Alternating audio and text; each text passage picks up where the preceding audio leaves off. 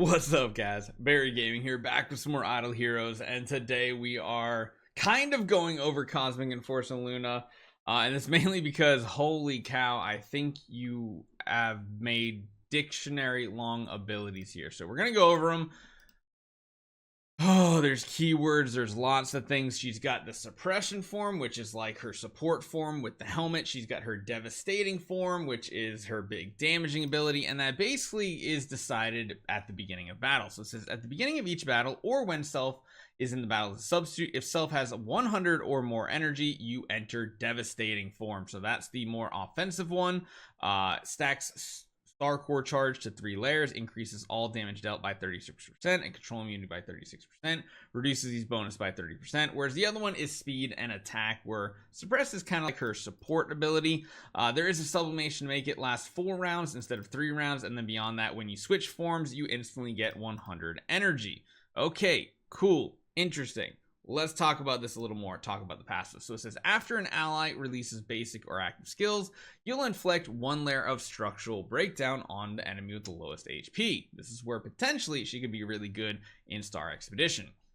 If the target's HP is lower than 50%, you get another one. If it's lower than 25, you get another one. Afterward, if the target already has that ability, before that, you chase and attack the target, dealing damage. It's not much for alpha suppressed form, but devastating is 20% of current HP up to 1500%. And the big important part is structural breakdown. As every layer goes up, you basically get rid of 50% of their defense of a certain type: armor, block, damage reduction, dodge, and all damage reduction. As soon as you get to 5 layers, it cannot be obtained anymore, and all the layers on the target will be removed at the end of 3 rounds, and then you have to build them back up. So just remember. There are a couple other things here too. When chasing and attacking the support form, you deal damage to the target with lower than HP once. If you are in the offensive form, you additionally deal another chase hit, which is big.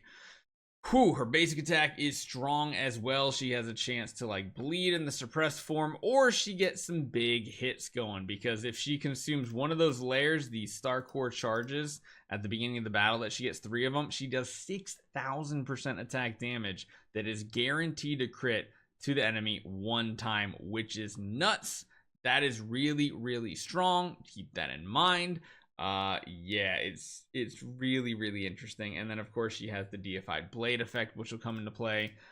This one here, it's interesting. It says changes the basic attack in devastating form before consuming the core to dealing damage to 1 random enemy 2 times, prioritizing the target that has the lower HP, which is interesting. And then extra attacks released by the deified blade, which is the other buff, deals damage. Lastly, oh my gosh, the big one. This one's crazy. I'm gonna kind of ignore the first part because it's not as big of a deal. We wanted the devastating form. Deals 3,000% of damage to 1 random target, prioritizing the target with those breakdowns. If self has Overlord Burst, which is a skill effect, increases all damage dealt by 30%. And each time you switch form, you grant yourself that ability when deified blade is stacked to 3 layers, or there are 0 of those Star Core charges left. So it sounds like you're going to switch around back and forth between the forms, but in devastating form, she hits hard.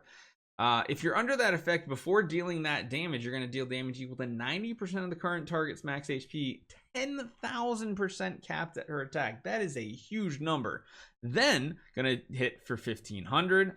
Then it's gonna consume a Star Core charge to do a focus strike for 6,000 guaranteed crit. She hits an absolute ton. Beyond that, this gets a little crazy here. The deified blade is gonna put a bleed on, but this here, before releasing the focus strike, you deal another damaging attack equal to 20% of the current max HP of the target.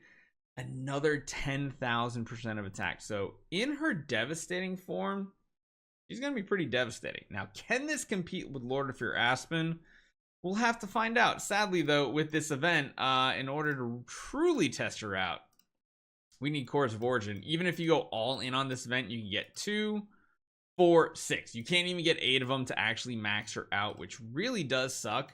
But her core is interesting too. When she switches forms, she actually restores 30% HP, and then based on what form she's changing to, all allies get some bonus defense. All damage dealt, control immunity, speed, attack. Pretty interesting. Lots of damage. She has potential. She also is lowering the stuff from the enemy. assassins finally being assassinating with this type of hero. But it gets even better when you get her Destiny Transition skill. When she gets to 12 layers, she's going to consume them and inflict 3 layers of structural breakdown, which again lowers the defenses of the enemy. Afterward, attacks the target 1 time, and again, if you're in devastating form, deals another time of 90% of the current HP of the target, and again capping at 10,000, which is huge. She has some big damaging abilities on her Glowed Glory. She has the ability to reduce the target's energy by 100, which I thought was amazing. She has another big round of attacks right here based on HP or just generic, 15% all damage, and then finally the transition skill gets even better. If you are in this form down here, you're not only going to do that damage, but you also have a 100% chance to stun the target for 3 rounds. That sounds interesting. Beyond that, you're doing a lot of damage with the suppressed form ability too, so there's a lot to this hero. The big question is, can she compete in somewhere like Star Expedition with a hero like this that has Demon King's Might? She's dealing 100% extra damage, or actually more than that, 120, and then he's stealing attack. That stealing attack is pretty big, but I mean, actually, if you just look at his abilities here, like he's doing 1200% of damage, 1200, 1200. Like, he's not hitting crazy hard with these numbers, but she is. I mean, you got a 10,000 attack, 3,000, 1,500, and 6,000.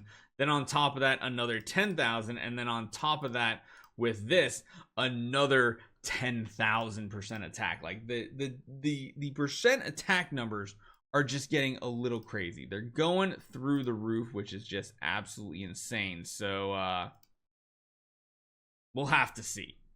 So we talked about her as like a damage dealer, but she can probably even be used in a current Star Expedition team just because, well, number 1, she can get Destiny Transition, which means she will live. And number 2, she can apply these effects to the boss because there's only 1 target. And this will allow potentially Lord of Fear Aspen to deal more damage. Now, it's not as good as a Drake effect, but Drake will not be able to live in this game mode is the big difference. So this could be good even as her as a support hero, because yeah, this might actually be good. The downside is actually there really isn't too much of a downside. Honestly, she could be pretty good as a support hero as well, even if you don't build her for damage. Hey, maybe your abilities still do a lot of damage if you get a giant killer defier type hero and throw her into the normal lineups that we're seeing. So there's potential here. There's definitely potential. So let me know what you guys think. Hopefully you guys enjoy this one. I'll see you guys next time.